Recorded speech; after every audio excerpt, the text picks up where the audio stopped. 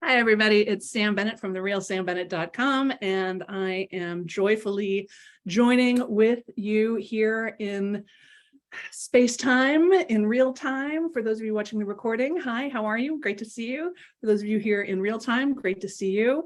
And you know I want to start with this breathing. Oh my gosh, I am in such need of a breath. I don't know about y'all, but things are happening. Like, I don't know. I feel like since the shutdown, I have just been dog paddling through quicksand.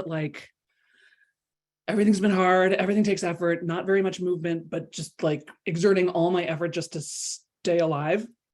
And it hasn't felt like I've got very much done. I think I have gotten a lot of things done, but it doesn't feel like it.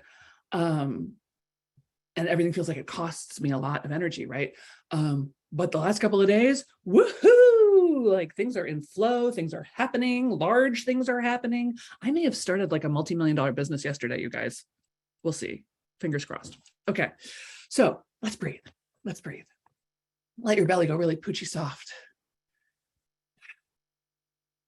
Let yourself think something in this moment that maybe you've never thought before. Let yourself open up to some truth that maybe you hadn't acknowledged yet. Let yourself notice something. Somebody made this. Somebody designed it. Somebody made it. Somebody shipped it. What's something in your physical space that you can recognize is coming down to you through people's effort and time? And now you get to enjoy it.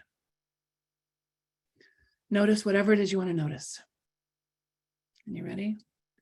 Let's inhale, 2, 3, 4, hold, 2, 3, 4, 5, 6, 7, exhale, 2, 3, 4, 5, 6, 7, 8, inhale, 2, 3, 4, hold, 2, 3, 4, 5, 6, 7, exhale, 2, 3, 4, 5, 6, 7, 8, inhale, 2, 3, 4, hold, 2, 3, 4, 5, 6, 7, exhale, 2, 3, 4, 5, 6, 7, 8. Let's do one more.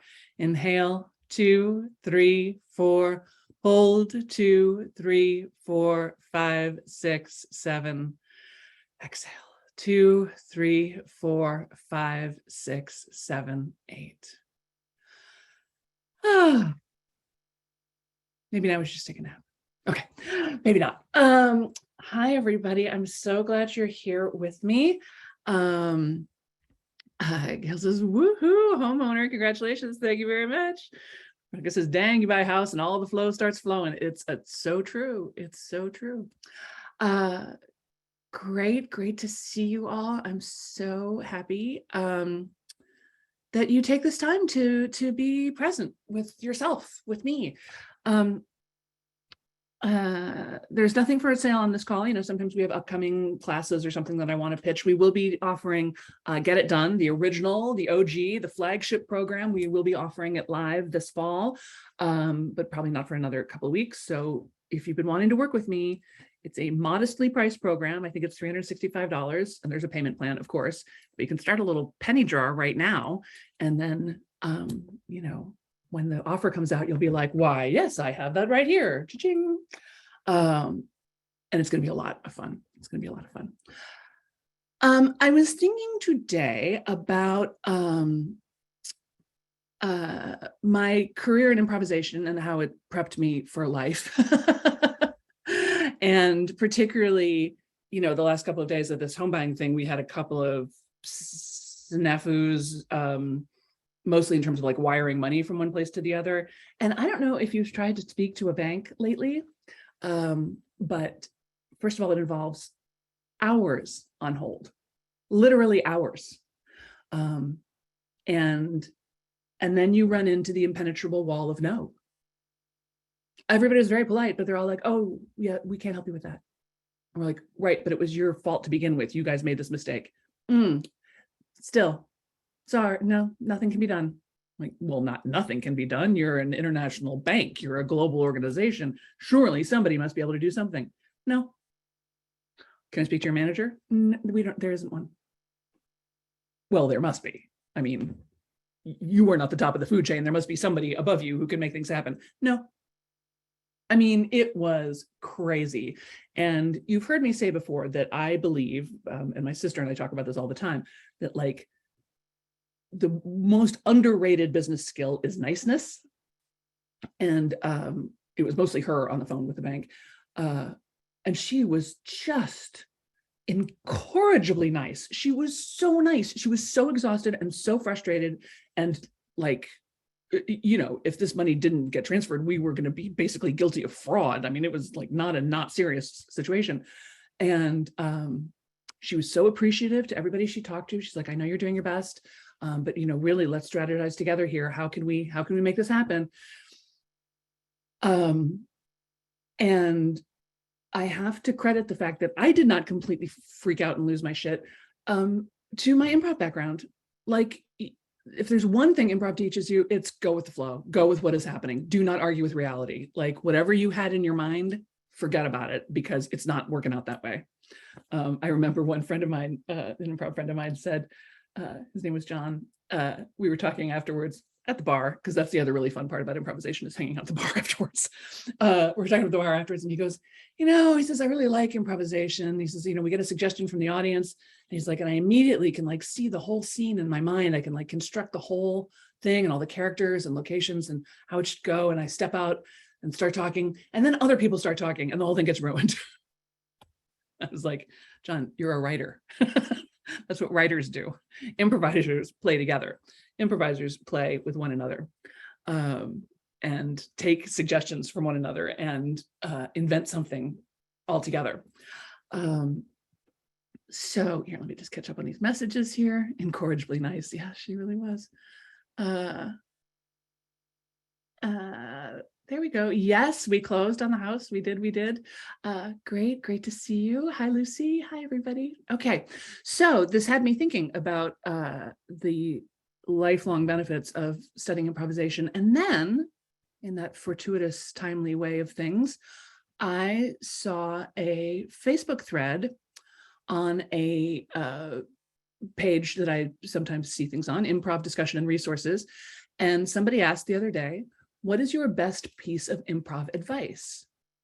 And as I was scrolling through this is amazing advice. And not only is it amazing advice for improvisation, it's amazing advice for life. So I'm just going to run through these and you write down the ones that resonate for you. You start to think about what would be different for you if you implemented some of this advice. So what is your best piece of improv advice? The first one is, it's pretty much only about listening skills.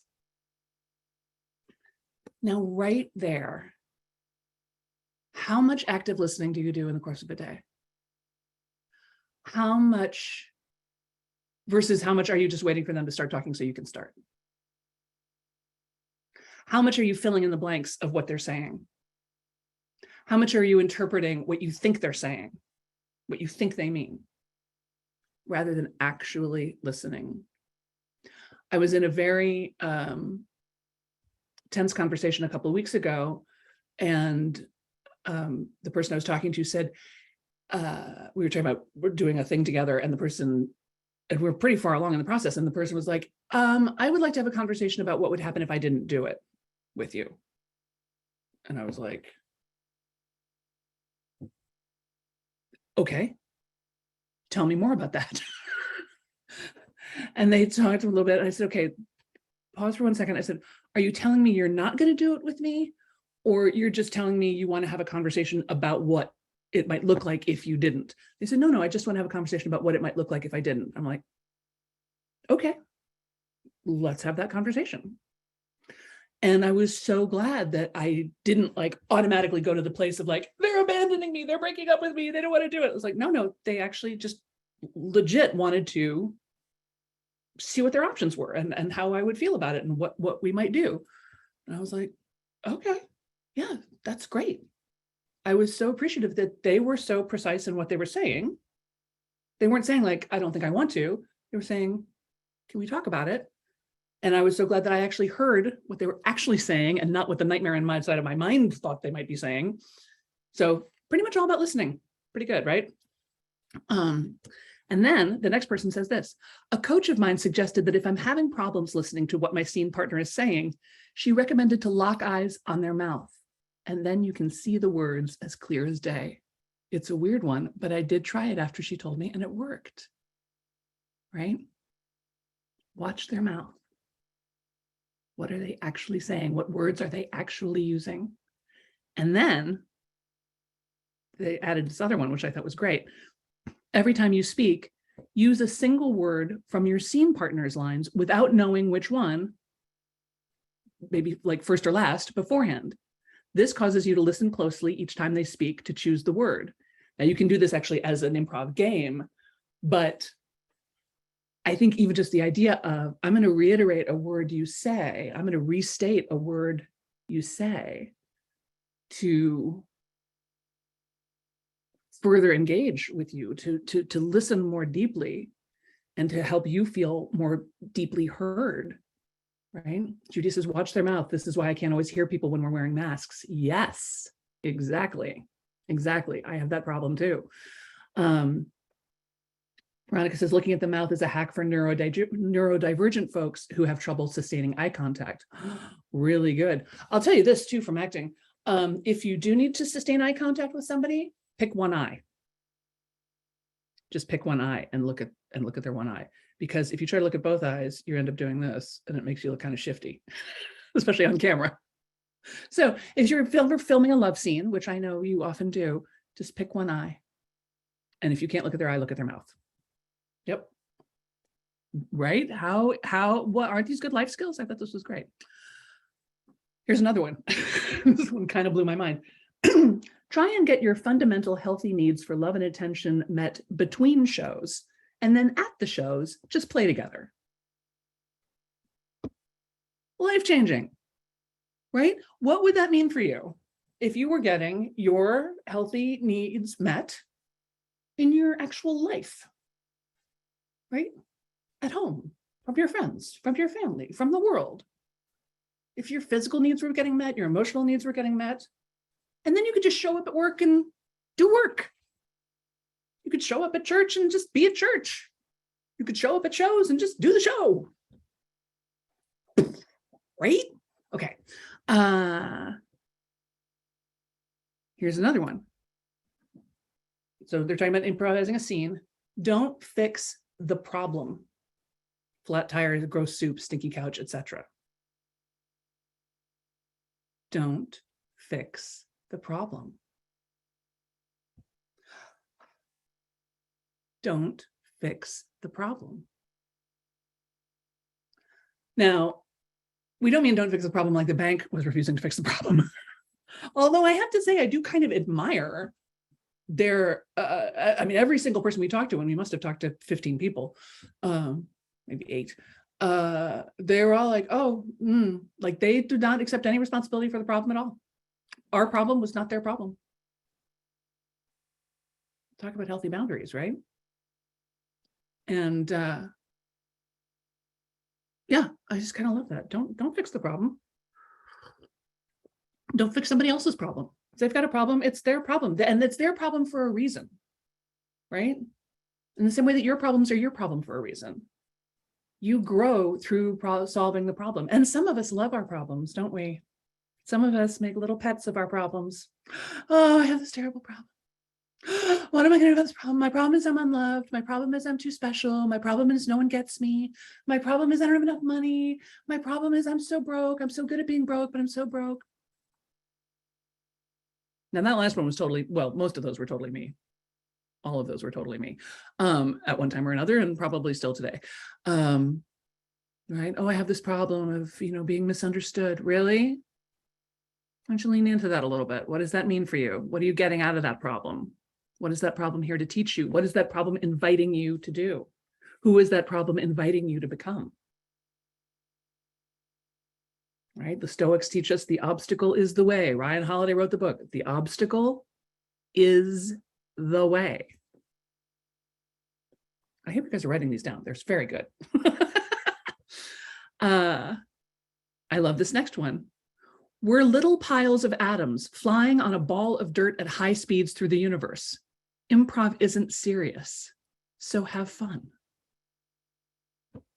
We're little piles of atoms flying on a ball of dirt at high speeds through the universe. Improv isn't serious, so have fun. I like to think about, when I don't know what to think about, I like to think about the fact that we're more space than we are solid, right? Everything is, right? If you get down to the, there's more space in between things than there is things. Nothing is real. Nothing is serious, right? Nothing is serious. Lori says, I love that. Good reminder. So easy to give advice when that wasn't what was wanted. Yeah, I've learned to ask the question. I forgot who I learned this from. Do you want support or do you want advice? Right? When someone's coming to me with something, do you want support or do you want advice? Because if you want support, I'll just sit here and go, you are amazing. You got this. This is great. Go. If you want advice, I have some. I'm sure I do. Right? But yeah, offering unsolicited advice is not going to make you popular, I guarantee. And if you are the person that often is on the receiving end of unsolicited advice, particularly like if you're having a health crisis, or for years I was dealing with infertility, and man, the advice people have. And you just have to remember they're playing an imaginary game called What Would I Do If I Were in That Person's Shoes? Which they aren't and never will be. So anyway, let's see, what else? Sometimes the best way to support your partner is to create stuff for yourself. Mic drop. Right now, again, they're talking about an improv scene, right? One of the primary rules of improvisation is make your partner look good. It's one of the reasons I love teaching. Love teaching improv to high school students, because when you can have a room full of, high school students and you say, what's the rule? And they say, make your partner look good. You've made an impact on their lives, right? So, it's your job to yes and, it's your job to support what they're doing. But sometimes the best way to support what they're doing is to do your own thing, is to do something else. And Lord knows that can be true in business. It can be true in marriage. It can be true in friendship. Sometimes the best way to support someone is to do your own thing. Don't stress too much over other people's improv advice. True. I'm telling you, these are just all in a row. And I know a few of these people in this group, but not all of them. Here's two more that are just amazing. Why go fast when you don't know where you're going? Why go fast when you don't know where you're going? Take your time. Enjoy the trip. You don't know where you're going. None of us know where we're going. We have a plan for where we're going, but how often does that work out? Right? Lisa says, these are all great. I know, I was a little mind blown. And the same person goes on to say, the best advice she's ever given is, your first year, learn the rules so you can break them. Year 2, figure out who you are naturally so you can be you on purpose. Year 3 to 300, figure out what you want to get better at, then do it. I mean, first year, learn the rules so you can break them. Year 2, figure out who you are so you can be that on purpose. Year 3, figure out what you want to get better at, and then do it. So good, right? It reminds me of my friend Erin Clendenin, who's a magnificent photographer. She said her mentor, her teacher, told her when she was frustrated with a shot that didn't come out right, and he would say, well, Erin, the first 1,000,000 frames are the hardest. Find out what you want to get better at, and then do that. Do it. Oh, there's Diana. Hi, darling. I love improv as a performer and a facilitator. I often find it's good to be specific about my needs. Yes. Again, both in improv and in life. Specific about your needs, not just I need help, but I need this kind of help in this moment from this kind of person. Good. Let's see. Take care of your partner. So important. You can give care if you have it first for yourself. So take care of yourself. You need to have oranges in order to share oranges. I will also tell you, sometimes in improvisation, you play rhyming games, and sometimes people will suggest the word orange in a rhyming game. And here's one thing you can use is door hinge. Rhymes with orange-ish. You'll get a big laugh, I promise. Let's see. Gradually losing fear is more effective than striving to gain confidence. Gradually losing fear is more effective than striving to gain confidence. That is, and I hear this all the time from people like, well, I just don't have the confidence. I'm just not sure I can do it. I don't know if I'm confident enough to do it. You're not, of course you're not going to be confident enough to do it. You haven't done it yet. Confidence is the thing you get afterwards. Confidence comes afterwards. It doesn't come beforehand. So we just try to lose fear. How do we lose fear? Mostly by exposure. By just doing it and failing and doing it and failing and doing it and failing and then doing it and failing slightly less and then doing it and failing slightly less and then failing worse and then, right? I mean, everything's hard when you don't know how to do it. But after the 100th time, you're like, oh, I'm not afraid of this anymore. I understand what this is. I know how to do it. And then you get the confidence. And then everybody says, you're so confident. Oh my God, where'd it come from? And you're like, I don't know. I just did it a million times. Right? I love this. If you ever find yourself, this one blows my mind. If you ever find yourself caught in analyzing a show or feeling like you screwed up or had a bad show, shake your fist at the sky and yell, I pretended wrong, to put things back in perspective. Oh, that just gave me full body chills. I pretended wrong. So if you're giving yourself a hard time about something you said or did that you wish had gone differently, go outside, shake your fist at the sky, and I invented wrong. I pretended wrong. It's hilarious, right? And so good. So good. The next person says, one line or action at the time. Yes, one line or action at the time. Don't try to do the whole scene at once. Just do one thing at a time. This next person says, when in doubt, be a waiter. Which is excellent advice. But even again in life, when in doubt, be of service. Right? What does a waiter do? They welcome people. They ask, what do you, they give compliments. What are you having tonight? I can recommend this. They serve, they clear. Right? And if you're a waiter, you always have something to do. Right? So you're not just standing there thinking, I should think of something to do.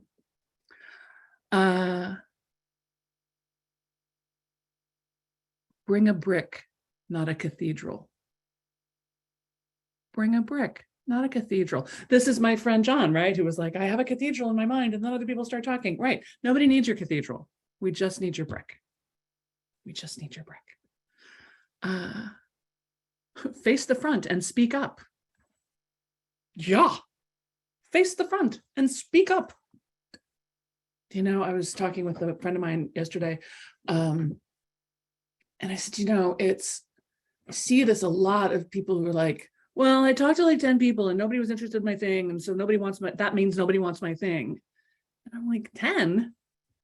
You gotta tell me it. After 500 people say no, then tell me nobody's interested. After 5,000 people say no, then tell me nobody's interested.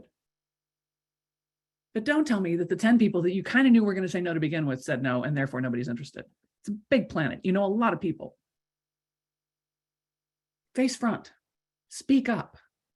Be clear. Let people know what it is. Like Diana was saying, ask for what you want specifically. Right? I can tell you all are feeling this. I can tell you are. This is very good, right? Let's see. Lori says, I pretended wrong. Very timely. Thank you. Bill Fund, hi Bill, says you must know the song Oranges Schmoranges. I don't know that I do know the song Oranges Schmoranges, but it sounds delightful. Lisa, so did Don become a writer after all? John was already a writer. He was already a kind of a big Hollywood writer. He was doing improvisation more for for fun than anything else. And he has since left the planet and gone on to the big writing room in the sky. So thanks, John. Let's see. I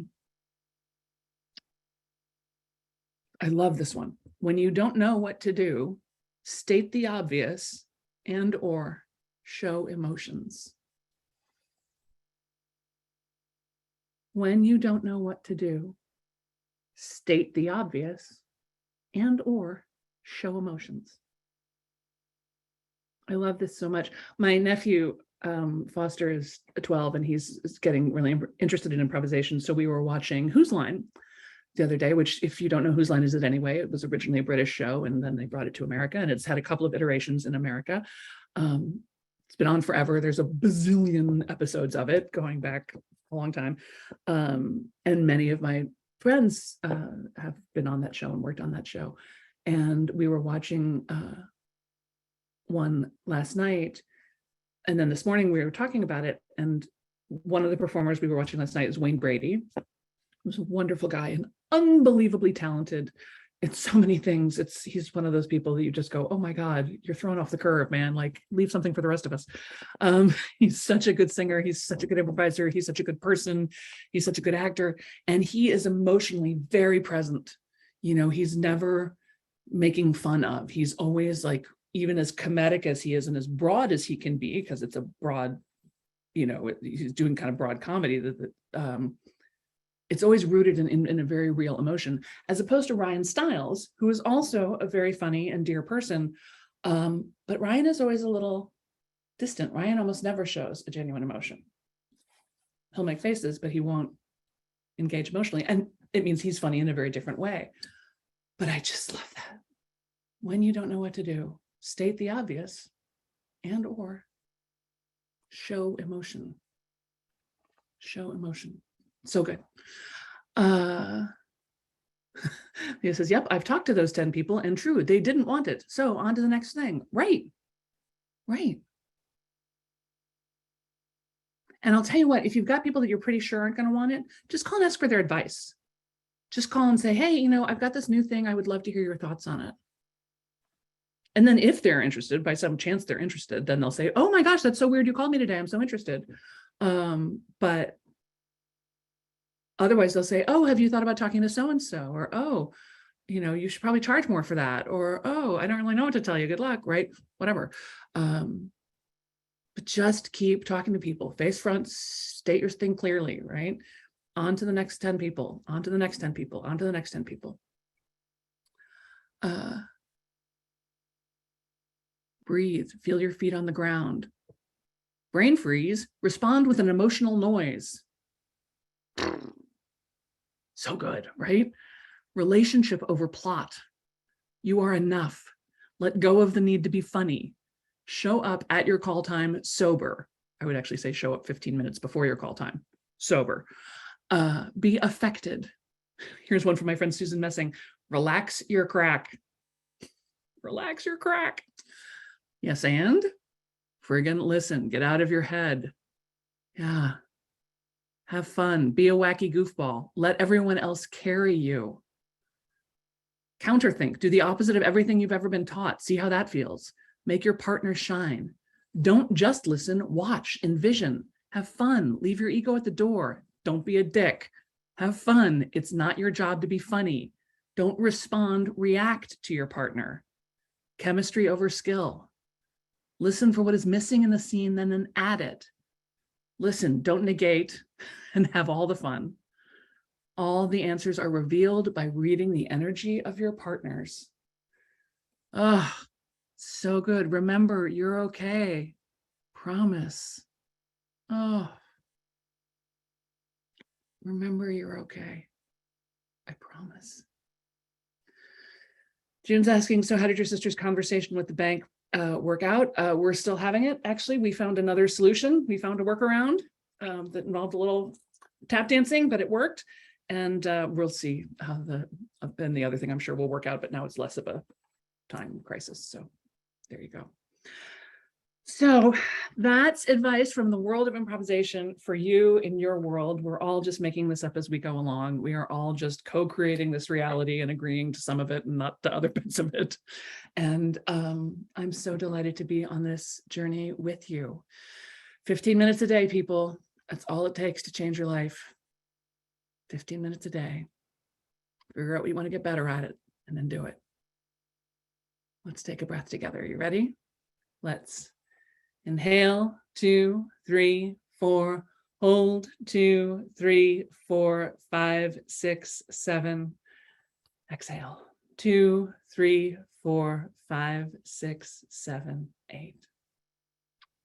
Thanks, everybody. Thanks so much for doing this with me. Oh, Jan's asking, is this recorded? Yes, it is on our Secrets of Highly Productive Facebook page, which if you are not a member, you can ask to join and Lucy will let you in. It also will eventually show up on our YouTube channel. But what you really want to do is sign up on my email list.